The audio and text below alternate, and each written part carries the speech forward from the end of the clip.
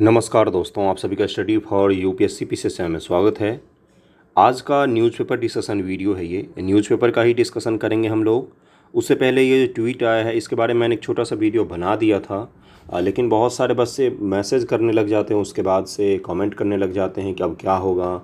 कुछ भी नहीं होगा। देखिए, पैनिक नहीं होना चाहिए और हर चीज़ को लेकर निगेटिविटी नहीं फैलानी चाहिए। मेरे हिसाब से मैं उन टीचरों में से नहीं हूँ जो टीआरई का एग्ज़ाम हुआ तो खड़े होकर आयोग को गाली दे रहे हैं, चेयरमैन को गाली दे रहे हैं, कोस रहे हैं, खड़े होकर तरह तरह के वीडियो बना रहे हैं। ये ट्वीट आया तब देखिएगा तरह तरह के वीडियो बनाए जाएंगे कि आयोग ने ये कर दिया, बच्चों को बर्बाद कर दिया। कुछ भी नहीं किया है, ऐसे मत पैनिक कीजिए। सिविल सर्विसेज के एस्पायरेंट हैं आप लोग, तो थोड़ा सा धैर्य रखना सीखिए। और जो 4 ऑप्शन लाया गया है या निगेटिव मार्किंग लाया गया, ये अच्छा है बुरा है, ये एग्ज़ाम पेपर के बाद डिस्कस किया जाएगा। लेकिन ये आपके लिए केवल नहीं लाया गया है, जो भी बच्चे एग्ज़ाम देंगे उन सभी के लिए लाया गया है। कौन से देश के एग्ज़ाम में आपने देखा है कि 5 ऑप्शन होता है? बताइए मुझे। वो आपके लिए गलत था। 5 में से एक चुनना कठिन है, 4 में से एक चुनना आसान होता है कंपेयर करें तो। कुछ बच्चे बोल रहे हैं कि यूपीएससी वाला पैटर्न लागू हो गया है। यूपीएससी वाला पैटर्न लागू नहीं हुआ है। यूपीएससी का एग्ज़ाम अपने ऑप्शन के कारण कठिन नहीं होता है। 2023 को छोड़कर यूपीएससी का एग्ज़ाम कठिन होता है अपने सवालों के लेवल के कारण से। सवाल का स्तर उसका बहुत ही उच्च होता है। तो यूपीएससी का कोई पैटर्न लागू नहीं हुआ। यूपीएससी का पैटर्न सिर्फ पीटी के एक पेपर से नहीं होता है। सीसैट का पेपर देखिए जाके कैसा होता है उसका। तो ऐसा कुछ भी नहीं, ये सब भ्रम की स्थिति है। क्यों झूठ फैलाना, क्यों बच्चों को पैनिक करना? कुछ भी नहीं खास हुआ है। 1/4 की जगह में 1/3 निगेटिव होगा। लेकिन आपके लिए सबसे अच्छी चीज़ क्या है कि 4 ही ऑप्शन होंगे। यकीन मानिए, इनमें से एक से अधिक और 5वां ऑप्शन इनमें से कोई नहीं। इसके कारण से जो पढ़ने वाले बच्चे थे, जो जेन्युइन मेहनत करते हैं जो बच्चे, उनका बहुत नुकसान होता था। यकीनन उनका नुकसान होता था। आता हुआ सवाल आप गलत करके आ जाते हैं या तो आप नहीं कर पाते हैं। एक फैक्ट अगर आपको पता है, दूसरा फैक्ट नहीं पता है, तो आप गलत करके आ जाते हैं। रटने वाले बच्चे सारे पीटी पास कर जाते हैं इस तरह से। इसलिए सही है, जो हुआ है वो सही हुआ है। इसका कोई निगेटिव इफेक्ट मुझे तो नहीं दिखाई देता है पर्सनली, अगर मुझसे पूछे तो। ये सही है आपके लिए, जेन्युइन तरीका यही होता है। इससे क्या होगा, कट ऑफ भी थोड़ा सा कम जाएगा और जो पढ़ने वाले बच्चे होंगे, जो मेहनत करते हैं सालों भर, उनके लिए थोड़ा सा अच्छा हो जाएगा। ओके, पीटी किस्मत के खेल से थोड़ा सा कम हो जाएगा। पहले क्या होता था, लक का आधारित हो जाता था। क्या कि भाई चलो एक पता था, ए ऑप्शन तो हो पता था मुझे, बी ऑप्शन नहीं पता था, लेकिन मैंने क्या किया कि ए मार दिया और आंसर गलत हो गया। किसी बच्चे को ए पता था और बी उसको भी नहीं पता था, लेकिन उसने डी मार दिया तो उसका सही हो गया। तो ये लक आधारित खेल था, ये थोड़ा सा कम हो गया है। तो इसको लेकर पैनिक बिल्कुल नहीं करना है। करना एक ही चीज़ है। क्या करना है? एक ही चीज़ कि 1/3 निगेटिव के आधार पर प्रैक्टिस करना है खूब अच्छे से। सवाल कितने अटेम्प्ट करें एग्जामिनेशन में, देखिए ये आपकी अपनी श्रद्धा पर डिपेंड करता है, आपका अपना तैयारी पर डिपेंड करता है कि कितना अच्छा आपका तैयारी है और कितने अच्छे तरीके से आप पढ़ के गए हुए हैं। तो अगर आपका सवाल आ रहा है तो अटेम्प्ट कीजिए जितने आप कर सकते हैं। लेकिन हाँ, 1/4 निगेटिव मार्किंग में आप अधिक सवालों के अटेम्प्ट कर सकते थे, इसमें आप अधिक सवालों के अटेम्प्ट मत कीजिएगा।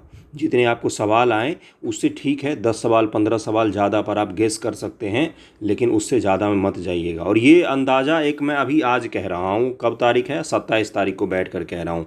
लेकिन अगर आप एग्ज़ाम में आपका पेपर जब आपके सामने आता है तो उस समय कोई भी मेंटोर या कोई भी टीचर या कोई भी बोलने वाला नहीं होगा। वहाँ पर फैसला आपको लेना होता है कितने सवाल करने हैं या नहीं करने हैं। तो मैं आपको ये बिल्कुल नहीं कह सकता हूँ कि 120 कीजिएगा, 130 कीजिएगा, 110 कीजिएगा। 1/4 में मैंने बोला था कि 130 सवाल करके आइए, मस्त करके आइए, पीटी में आपका हो जाएगा। 130 करके आइएगा, 1/4 में बोला था मैंने। 1/3 में मैं ऐसा बिल्कुल नहीं बोलूँगा। अब आपको अपने खुद से डिसाइड करना पड़ेगा, वो भी एग्ज़ाम में, पेपर देखने के बाद, पहले नहीं। पेपर देखने के बाद ही डिसाइड करना पड़ेगा कि कितने सवाल आपको करने चाहिए और कितने नहीं करने चाहिए। इस चीज़ का ध्यान रखेंगे आप लोग। ओके, चलिए आज का न्यूज़पेपर डिस्कशन हम शुरू करते हैं। पहला न्यूज़ क्या है भाई, देखिए चंद्रमा पर जिस स्थान पर अपना लैंडर लैंड किया है दक्षिणी ध्रुव पर, उस स्थान का नाम रखा गया शिव शक्ति स्थल। इसको ध्यान में रखिएगा। 23 अगस्त को होगा 23 अगस्त को होगा राष्ट्रीय अंतरिक्ष दिवस। 23 अगस्त को क्या मनाया जाएगा? National space day. Space day कब किस दिन को मनाया जाएगा? तो मनाया जाएगा 23 अगस्त को। ये चीज़ ध्यान में रहेगा। दो चीज़ों को ध्यान में रखना है, शिव शक्ति स्थल को और 23 अगस्त को ध्यान में रखना। और लॉन्च कब किया गया था? तो 14 जुलाई को लॉन्च किया गया था पृथ्वी से। ये डेट सारे ध्यान में रखने हैं, बीपीएससी डेट आपसे पूछ सकता है। ओके, देखिए यहाँ पर क्या लिखा हुआ है कि प्रधानमंत्री महोदय ने ये नाम दिया है और उन्होंने ही बोला है कि 23 अगस्त को नेशनल स्पेस डे मनाएंगे। और चंद्रयान 2 ने जहाँ पर पदचिन्ह छोड़े थे, चंद्रयान 2 ने जहाँ पदचिन्ह छोड़े थे, उसे तिरंगा स्थल का नाम दिया गया है। क्या नाम दिया गया है? तिरंगा स्थल का नाम दिया गया है। तो ये कुछ फैक्ट हैं आपके लिए जो आप ध्यान में रखिएगा। अब चलते हैं हम लोग कहाँ पर? अब हम चलते हैं कि आज का आर्टिकल डिस्कशन कर लेते हैं जो बहुत ही इंपॉर्टेंट है। जब से ये बारिश का मौसम शुरू हुआ है तब से कोई एक ऐसा दिन नहीं बीता है कि हिमाचल प्रदेश से या उत्तराखंड से भूधसाव, लैंडस्लाइड की घटना ना आपको सुनने को मिलती हो और कुछ लोगों की मृत्यु नहीं होती हो। एक तरह से हिमाचल प्रदेश के बारे में बोलें तो जैसे लग रहा है कि पूरा राज्य ही ढह रहा है क्या, इतनी बड़ी आपदा आई हुई है हिमाचल प्रदेश में। तो क्या है वो भाई? तो द हिंदू में, इंडियन एक्सप्रेस में देखिए लैंडस्लाइड पर एक आर्टिकल छपा हुआ है जिसके बारे में हम लोग डिटेल में समझ लेते हैं, क्योंकि आपदा प्रबंधन में मुझे लगता है कि इस बार एक सवाल गारंटेड है, वो भी लैंडस्लाइड से। 69 या 70 जहाँ पर भी आए, लेकिन आएगा ज़रूर। ओके, हिमाचल प्रदेश में भूस्खलन के कारण हाल ही में हुई मौत और विनाश ने एक बार फिर हिमालयी पारिस्थितिक तंत्र की भेद्यताओं और चुनौतियों को उजागर कर दिया है। हिमालय, जिसे प्रायः विश्व के सबसे नई और ऊबड़ खाबड़ पर्वत श्रृंखला का रूप में संदर्भित किया जाता है, एक अद्वितीय और जटिल वातावरण है। देखिए, हिमालय जो है वो नई वलित पर्वत है। नई वलित पर्वत का मतलब क्या होता है? नया का मतलब ये कतई नहीं है कि भाई 2000 ईस्वी में बना है हिमालय। ये ठीक है, बहुत दिन हो गए हैं, लेकिन फिर भी ये नया है। क्यों नया है? क्योंकि मिट्टी का पहाड़ है ये। मिट्टी का पहाड़, अगर आप हिमालय जाएंगे घूमने के लिए, मैं कुछ दिन पहले ही नैनीताल गया था, तो आपको बता रहा हूँ कि जब आप देखेंगे तो आपको लगेगा कि यहाँ तो थोड़ा सा भी अगर इधर उधर हुआ तो ये सारे गिर के नीचे आ जाएंगे। जो आप मिट्टी देखते हो उसी मिट्टी का उपहार है। तो इसलिए वहाँ पर थोड़ा सा भी बारिश अगर ज़्यादा हो जाता है और या थोड़ा सा भी झटका लग जाता है या निर्माण का काम होता है, जो आपने देखा जोशीमठ का आपदा का आपने देखा है, जो वहाँ पर क्या था, सड़क निर्माण के कारण जो वाइब्रेशन क्रिएट होता है उससे भूकंप के कारण दरारें आ जाती हैं और धंसाव शुरू हो जाता है। हिमालय के बारे में हमारे पूर्वज कहते थे कि पहाड़ों में जाओ तो ज़ोर से बोलो भी मत, क्योंकि पहाड़ इतने सेंसिटिव होते हैं, आप अंदाज़ा नहीं लगा पा रहे। मुझे पता है बहुत सारे लोग नहीं इस चीज़ को फील कर पा रहे होंगे, लेकिन जो लोग पहाड़ में रहते हैं उनसे पूछिए, वो इतने सेंसिटिव होते हैं पहाड़ कि ज़ोर से हॉर्न बजाने पर भी उसको नुकसान होता है। बिल्कुल सही सुन रहे हैं आप। तो इस चीज़ के कारण से भूधसाव इतना ज़्यादा हो रहा है, वहाँ पर बने बनाए घर लोगों के ढह जा रहे हैं। जोशीमठ में क्या हुआ था? जोशीमठ में भी तो यही चीज़ घटित हुई थी, लैंडस्लाइड की घटना ही हुई थी। लैंडस्लाइड घटित हो रहा था धीरे धीरे, घर जो थे वो आधे टूट टूट के गिर रहे थे। डैम वगैरह का निर्माण खूब सारे चल रहे हैं पहाड़ में, सड़कों का निर्माण चल रहा है, चार धाम जो यात्रा मार्ग बनाया जा रहा है उसका निर्माण चल रहा है, पहाड़ में रेल को भी ले जाया जा रहा है। तो और पहाड़ में टूरिस्ट बहुत ही ज़्यादा हो गए, एक्सेस में हो गए। और टूरिस्ट जब जाते हैं तो वो समझते हैं कि बस हम घूमने आए हैं, हमें बस अपना एंजॉय करना है, बाकी गंदगी फैला के आ जाते हैं। आप अगर नैनीताल जाओगे या शिमला जाओगे तो वहाँ की स्थिति देखकर जो टूरिस्ट लोग करते हैं तो आपको गुस्सा आएगा कि ये क्यों कर रहे हो आप, क्यों बसे बसाई जगह को, खूबसूरत जगह को आप बिगाड़ रहे हो। जबकि शिमला में प्लास्टिक बैन है, नैनीताल में प्लास्टिक बैन है, फिर भी वहाँ पर पॉल्यूशन लोग फैलाने की कोशिश करते हैं। देखिए क्या है, भारतीय भूवैज्ञानिक सर्वेक्षण के अनुसार कई विकासशील देशों में भूस्खलन के कारण होने वाली आर्थिक क्षति उनके सकल राष्ट्रीय उत्पाद GDP का 1 से 2% हो सकती है। देश का लगभग में 15% स्थल भाग भूस्खलन के खतरों के प्रति संवेदनशील है। देश का 15% इलाका ऐसा है जो लैंडस्लाइड के लिए बहुत ही ज़्यादा सेंसिटिव है। हिमालय, उत्तर पूर्वी भारत और पश्चिमी घाट उच्च संवेदनशील रखने वाले 2 प्रमुख क्षेत्र हैं। अब देखिए यहाँ पर फोटो में एक बार देखिएगा ध्यान से कि कौन कौन से जगहों पर लैंडस्लाइड अधिक आ सकते हैं। देखिए नॉर्थ ईस्ट का है इलाका, ये देखिए पश्चिमी घाट का इलाका है, और ये आ रहा आपका हिमालय का क्षेत्र। हिमालय के क्षेत्र में आप मुख्य रूप से उत्तराखंड और हिमाचल प्रदेश जो है, इसके हिमालय जो है ये बहुत ही ज़्यादा सेंसिटिव है। बाकी नॉर्थ ईस्ट के जो हिमालय के राज्य हैं वो भी सेंसिटिव है।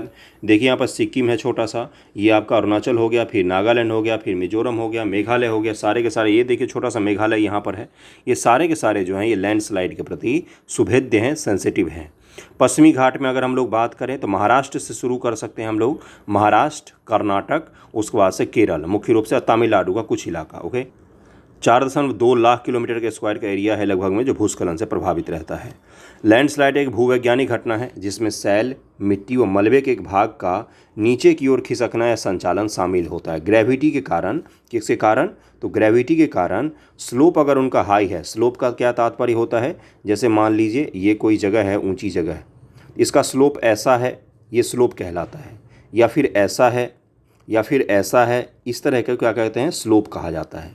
जब सड़कें बनाई जाती हैं तो उनका स्लोप का बड़ा ध्यान रखना होता है। स्लोप का तात्पर्य क्या है? मान लीजिए पहाड़ में आपको पता ही है कि सड़कें कैसे होती हैं। पहाड़ में सड़कें ऐसी जाती हैं, ऐसे ऐसे जाती हैं पहाड़ के चोटों पर। ओके, तो अब ये सड़क बनाया गया तो उस समय स्लोप कैसा रखा गया? सड़क बनाते समय क्या सड़क बनाते समय स्लोप ऐसा रखा गया, या फिर स्लोप को कम करने की कोशिश की गई, या बिल्कुल ही खरा सड़क बना दिया गया? इससे क्या होता है? ये डायरेक्ट गिर जाते हैं, भूधसाव हो जाता है।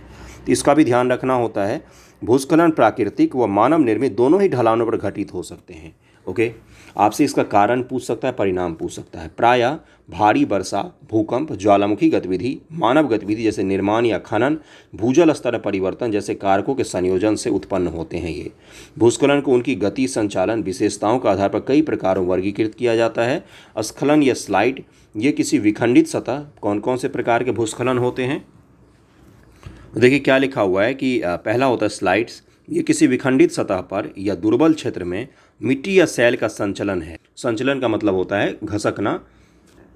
इन्हें आगे क्या लिखा हुआ है? रोटेशनल स्लाइड, जहाँ विखंडित सतह घुमावदार होती है, और ट्रांसलेशनल साइड, जहाँ विखंडित सतह रेखीय होती है, में विभाजित किया जाता है। देखिए आपको लग रहा होगा कि ये क्या पढ़ रहे हैं आप। जब आप मेंस एग्जामिनेशन देंगे तब आपको फील होगा कि क्या पढ़ा रहा था मैं। इसलिए सेंसिटिव होकर थोड़ा सा आप भी देखिए। पहाड़ सेंसिटिव है तो आप भी थोड़ा सेंसिटिव होकर देखा कीजिए, ये आपके लिए इम्पॉर्टेंट है।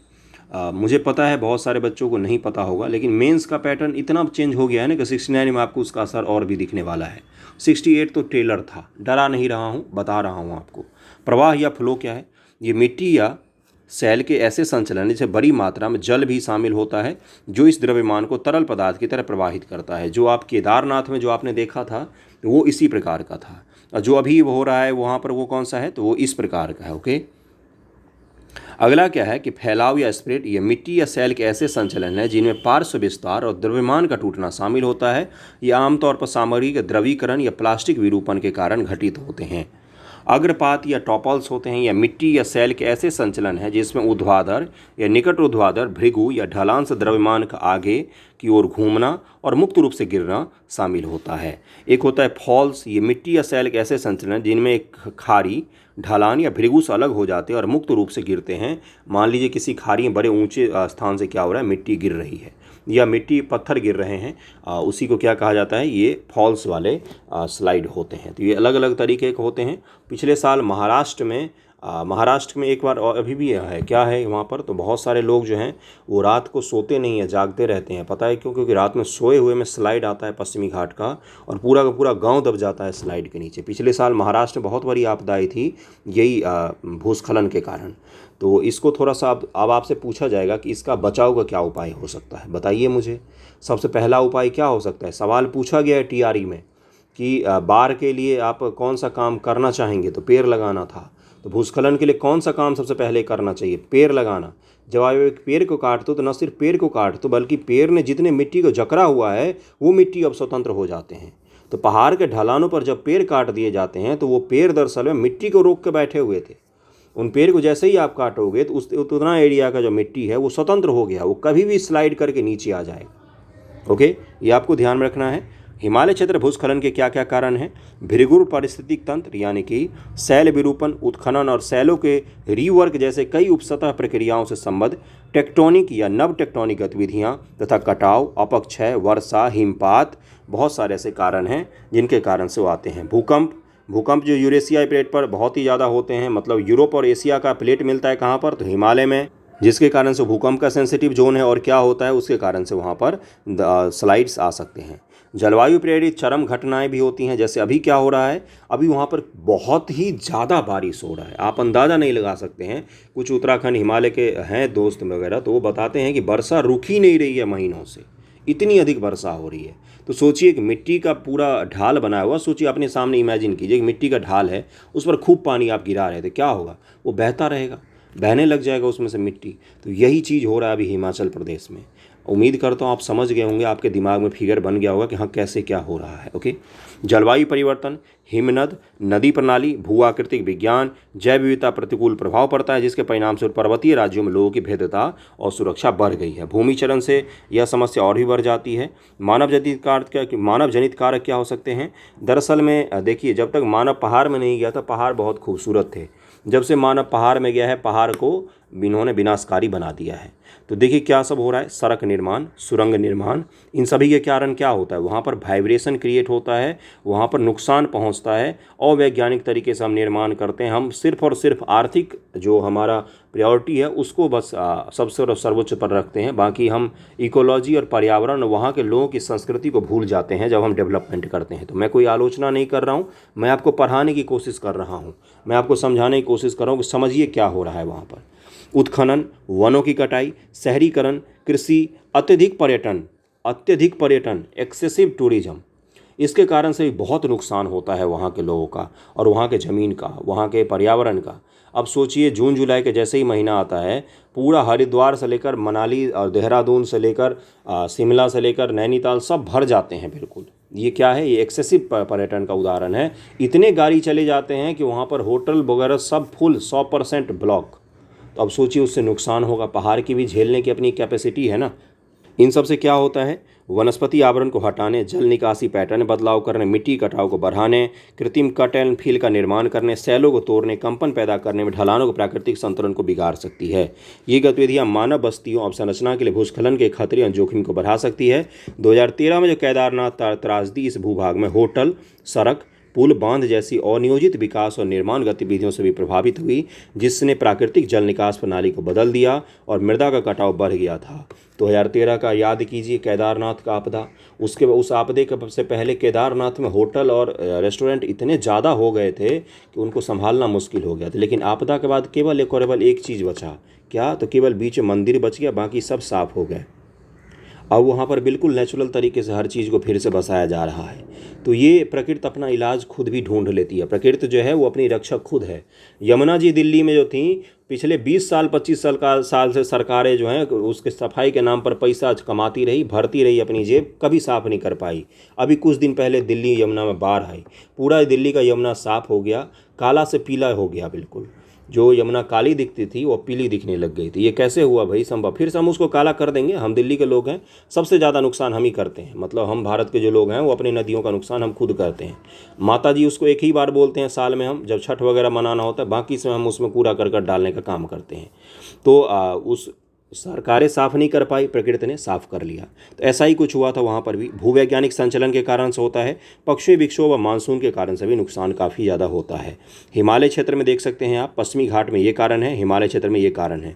इन कारणों को नोट कर सकते हैं या स्क्रीनशॉट लेकर रख सकते हैं, आपके एग्जाम में मदद कर देगा। ओके, सरकार ने कौन कौन से पहल किए हैं भाई? तो राष्ट्रीय भूस्खलन जोखिम प्रबंधन रणनीति 2019 अपनाई। यह एक व्यापक दस्तावेज है जो भूस्खलन आपदा जोखिम न्यूनीकरण प्रबंधनों के सभी घटकों को संबोधित करता है। जैसे एक खतरा का मानचित्रण, पहले हम क्या करेंगे, मैपिंग कर लेंगे, एटलस तैयार कर लेंगे एक हम लैंडस्लाइड का, जिससे क्या होगा कि हम पहले से ही तैयार रहें वर्षा के मौसम में कि हाँ भाई इस एरिया में क्या हो सकता है, लैंडस्लाइड आ सकता है, लोगों को रोका जा सके। ओके, अगला क्या है भाई, निगरानी पूर्व चेतावनी प्रणाली, जागरूकता कार्यक्रम, क्षमता निर्माण, प्रशिक्षण, विनिमय, नीतियां, भूस्खलन स्थिरीकरण एवं शमन आदि, ये सब कुछ किया जाता है इसके द्वारा। भूस्खलन जोखिम शमन योजना भी एक बनाया गया है। ये एक तैयार की जा रही है एक योजना जिसमें भूस्खलन प्रवण राज्यों द्वारा अनुशासित स्थल विशिष्ट भूस्खलन शमन परियोजना के लिए वित्तीय सहायता की परिकल्पना की गई है, जिसमें आपदा रोकथाम रणनीति, आपदा शमन, गंभीर भूस्खलन की निगरानी में अनुसंधान एवं विकास नियोजन को दायरे में लिया गया है। इस प्रकार पूर्व चेतावनी प्रणाली और क्षमता निर्माण पहली विकास की ओर आगे बढ़ाने का कदम बढ़ाया गया है। बाढ़ जोखिम न्यूनीकरण योजना भी एक लाया गया है। भूस्खलन और हिमस्खलन पर राष्ट्रीय दिशा निर्देश भी जारी किया है जो एनडीएमए ने तैयार किया। लैंडस्लाइड एटलस ऑफ इंडिया को भी तैयार किया गया है जिसमें इसरो की मदद ली गई है और उसको बनाया गया है। तो ये कुछ पहल हैं जो सरकार ने की हैं, इसको ध्यान में रखिएगा। इन सरकारी पहलों को ध्यान में रखिए और इसके कारण को ध्यान में रखिए और इनके बचाव के उपाय आपको खुद से सोचने हैं। ऑफिसर बनना है तो बचाव के उपाय तो आप सोच ही सकते हैं। अगले लेक्चर पर चलते हैं हम लोग। अगला न्यूज़ क्या है, देखिए 4 अंतरिक्ष यात्री हैं जिनको रवाना किया गया है देखिए क्या है कि 4 देशों के 4 अंतरिक्ष यात्रियों ने शनिवार को अंतर्राष्ट्रीय स्पेस स्टेशन के लिए उड़ान भरी है। उन्हें रविवार को स्पेस एक्स कैप्सूल की परिक्रमा कैप्सूल में पहुंच जाना चाहिए। वे वहां गत मार्च से रह रहे अंतरिक्ष यात्रियों का स्थान लेंगे। तो ये 4 अंतरिक्ष यात्रियों को फिर से रवाना किया गया है। बाएं से रूसी अंतरिक्ष यात्री हैं और उसके बाद से यूरोपीय अंतरिक्ष एजेंसी के यात्री हैं। इन यात्रियों का अगर नाम आपको पता होना चाहिए, क्योंकि पीटी में अब आपसे कुछ इस प्रकार के फैक्ट पूछ सकता है। तो देखिए यहाँ पर नाम लिखा हुआ है, इसको ध्यान में रखिएगा। अलग अलग अंतरिक्ष यात्री हैं ये। अब हम लोग चलते हैं अगले न्यूज़ पर जो आपके लिए इंपॉर्टेंट है। ये पीटी फैक्ट था छोटा सा, ये मुझे आपको बताना था। प्रधानमंत्री मोदी जो दक्षिण अफ्रीका से ब्रिक्स सम्मेलन भाग लेकर वापस आ रहे थे, तो वापस आने के दौरान वापस क्या आए, दक्षिण अफ्रीका से कहाँ पर गए, ग्रीस की यात्रा पर गए हैं। 40 वर्षों के बाद भारत का कोई प्रधानमंत्री ग्रीस की यात्रा पर गया है। तो आईआर के लिए अगर आपको मैं बोलूं 69 बीपीएससी के लिए, तो इंपॉर्टेंट टॉपिक है ये, इसको नोट डाउन कर लीजिएगा। आईआर के लिए कुछ इंपॉर्टेंट टॉपिक में G20, ब्रिक्स और ग्रीस संबंध को ध्यान में रखिएगा। बाकी और भी आएंगे तो मैं बताऊंगा। देखिए प्रधानमंत्री और ग्रीस के पीएम मित्सोटाकिस के बीच द्विपक्षीय बैठक हुई है और प्रधानमंत्री जी को वहां का एक सर्वोच्च सम्मान भी दिया गया है। यूरोपीय देशों के साथ अपने रिश्तों को नई दिशा तय करने में जुटे भारत ने भूमध्य सागर स्थित प्रमुख देश ग्रीस के साथ रणनीतिक साझेदारी स्थापित किया है। देखिए दरअसल में बात क्या है, क्यों हम 40 वर्षों बाद ग्रीस जा रहे हैं या फिर हम आर्मेनिया जो देश है उसको सपोर्ट कर रहे हैं।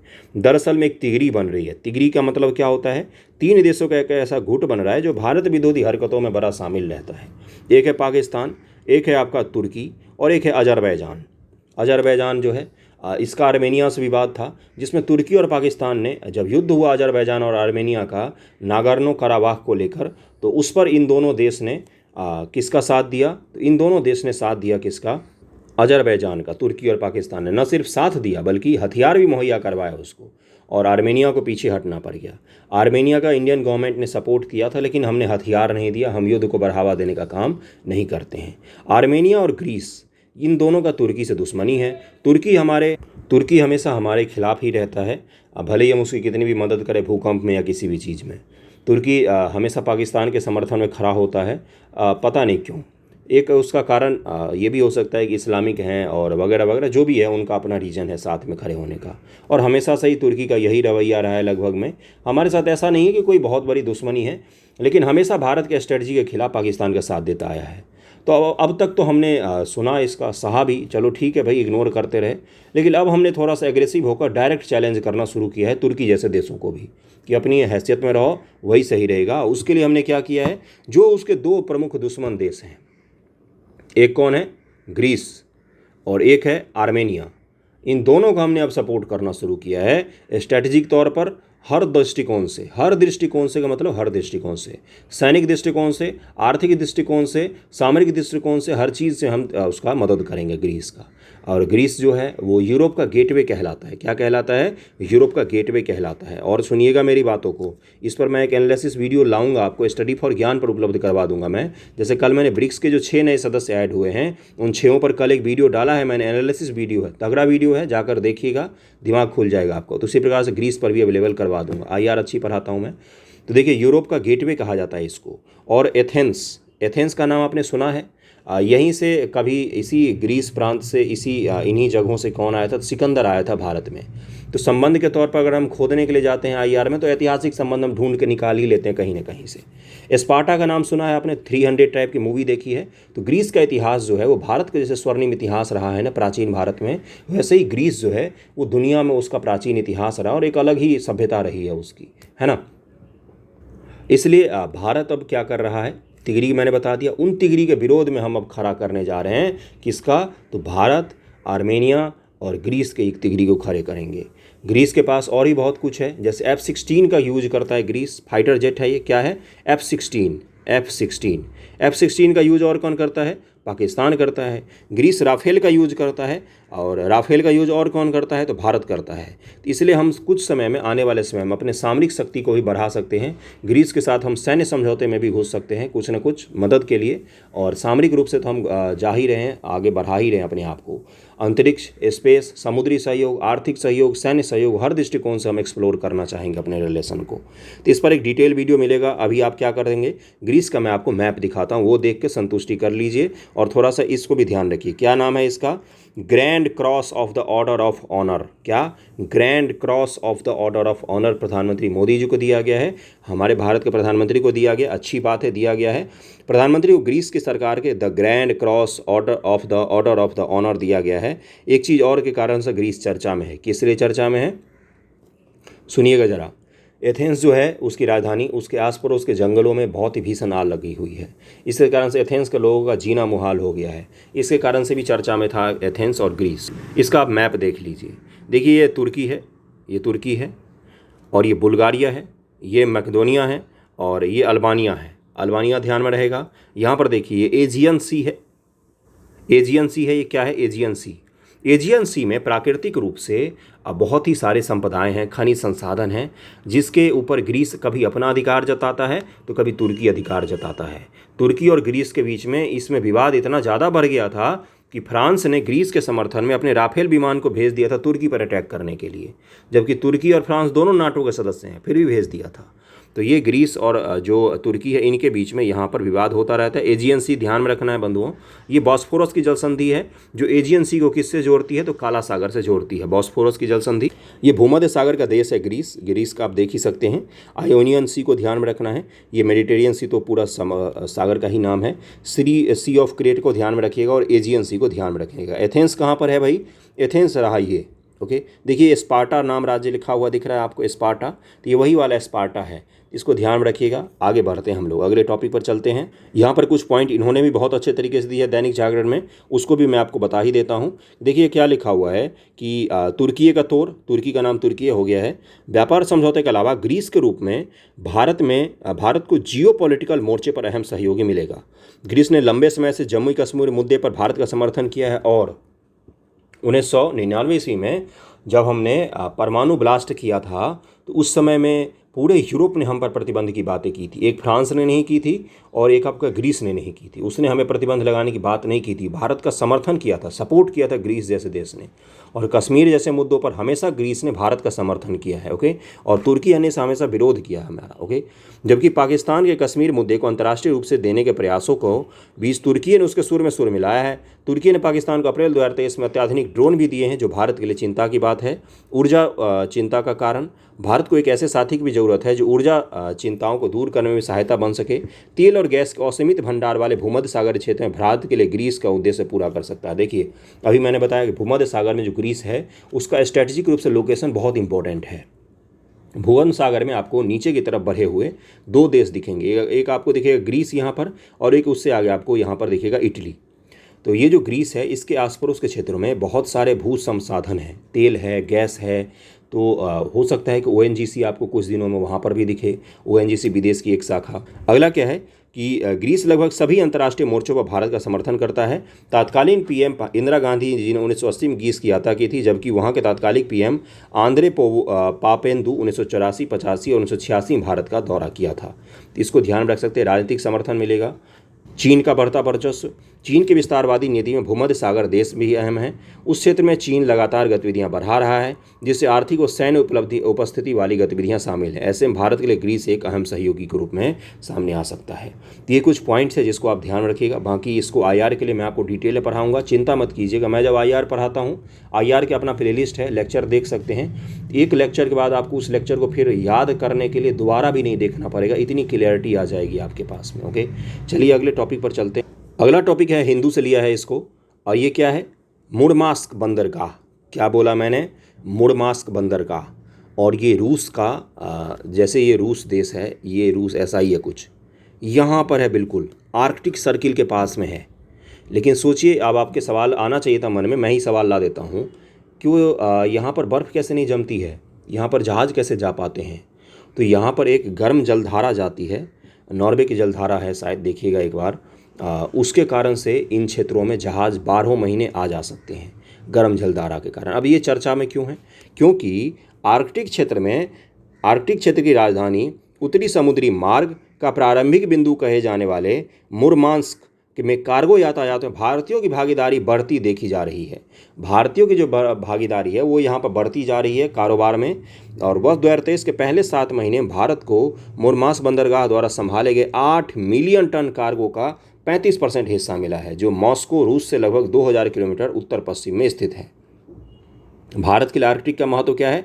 अप्रयुक्त हाइड्रोकार्बन का भंडार है। देखिए आर्कटिक सर्कल जो है वो पिघल रहा है, आर्कटिक सर्कल लगभग पिघल ही गया है, थोड़ा बहुत उसका हिस्सा बचा है वो भी पिघल जाएगा। वहाँ पर हाइड्रोकार्बन के बहुत बड़े भंडार हैं और आने वाले समय में जब वहाँ से बर्फ़ पिघल जाएगा, ये पृथ्वी है अगर तो यहाँ से अगर बर्फ़ पिघल जाता है तो ये एक प्रमुख समुद्री मार्ग के तौर पर काम करेगा।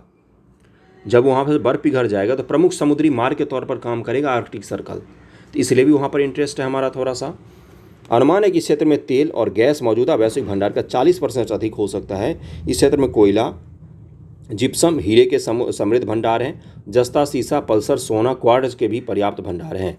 अतः आर्कटिक संभावित रूप से भारत की ऊर्जा सुरक्षा जरूरतों और रणनीतिक तथा दुर्लभ पृथ्वी खनिजों के कमी को संबोधित कर सकता है।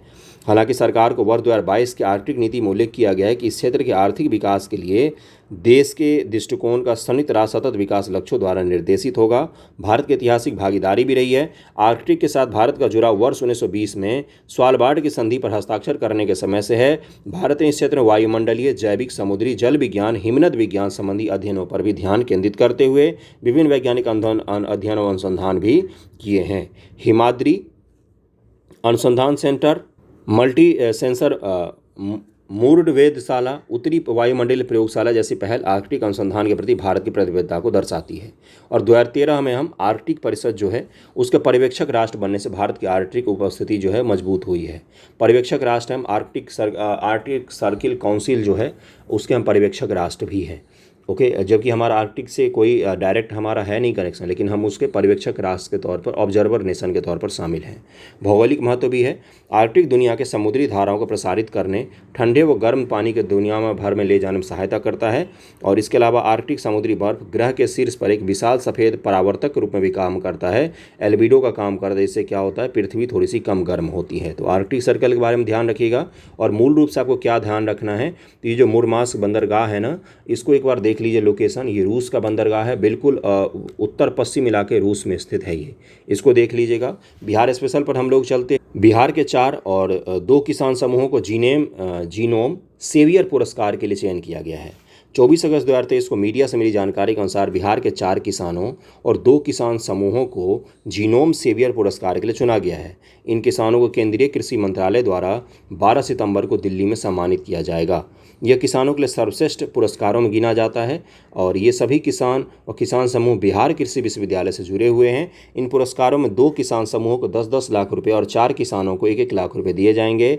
इसके साथ उन्हें प्रमाण पत्र, प्रशस्ति पत्र भी दिया जाएगा। यह पुरस्कार बिहार कृषि विश्वविद्यालय BAU से जुड़े किसानों को पहली बार मिल रहा है। इसमें एक किसान समूह पुरस्कार भागलपुर के भागलपुर कतरनी धान उत्पादक संघ को मिलेगा और इस संघ को कतरनी धान के परंपरागत वैरायटी और उनके गुणों को संरक्षित करने के लिए दिया जा रहा है। कतरनी धान बहुत ही अच्छा चावल होता है इसका। वहीं मुजफ्फरपुर के लीची ग्रोवर्स एसोसिएशन ऑफ बिहार को शाही लीची के वैरायटी को संरक्षित करने के लिए दिया जा रहा है। ध्यान में रखिएगा, ये 2 किसान समूह हैं जिनको दिया जा रहा है। ओके, ये लीची उत्पादक संघ कई वर्षों से लीची संरक्षण के कार्य कर रहा था, जिसके कारण इसको एक विशेष पहचान मिली हुई है। वहीं व्यक्तिगत रूप से 4 किसानों को सम्मानित किया जाएगा, जिसमें जमुई जिले के अर्जुन मंडल को औषधीय पौधों के लिए दिया जाएगा। इनके पास 100 से अधिक प्रजातियों के औषधीय पौधे भी हैं। रोहतास जिले के अर्जुन सिंह को श्वेता नाम के कद्दू व नटकी धान के लिए दिया जाएगा। नटकी धान की खासियत है कि वह कम बारिश में भी अच्छी उपज देती है और चावल सुपाच्य होता है। सासाराम जिले के दिलीप कुमार सिंह को गुलगुसन नामक टमाटर के संरक्षण के लिए दिया जाएगा। इस टमाटर में अन्य टमाटर की वैरायटी की अपेक्षा औषधीय गुण अधिक होता है। इनके नाम इंपॉर्टेंट हैं, पीटी में पूछ लेगा आपसे, फिर आप बोले कहाँ से पूछा गया, इसलिए इनको ध्यान में रखिएगा। कोई ऐवही नहीं कह रहा हूँ मैं आपसे, 69 BPSC पीटी में भी पूछ सकता है ये तो। मुंगेर जिले के सत्यदेव सिंह को टिटुआ मसूर के संरक्षण के लिए दिया जाएगा। इस वैरायटी की विशेषता यह है कि इसमें रोग प्रतिरोधी क्षमता बहुत ही ज़्यादा होता है टिटुआ मसूर में। BAU के PGVFRA सेल के नोडल पदाधिकारी डॉक्टर सत्येंद्र ने बताया कि खास किस्म या पुरानी प्रजातियों जिनका गुणात्मक महत्व ज़्यादा हो वाले पौधों के संरक्षण के किसानों को उनके प्रोत्साहन के लिए पुरस्कार दिया जाएगा। तो इनको ध्यान रखिएगा, यही वो महान किसान है जिन्होंने इन कामों को किया है। Okay, thank you so much आपको सभी का वीडियो देखने के लिए।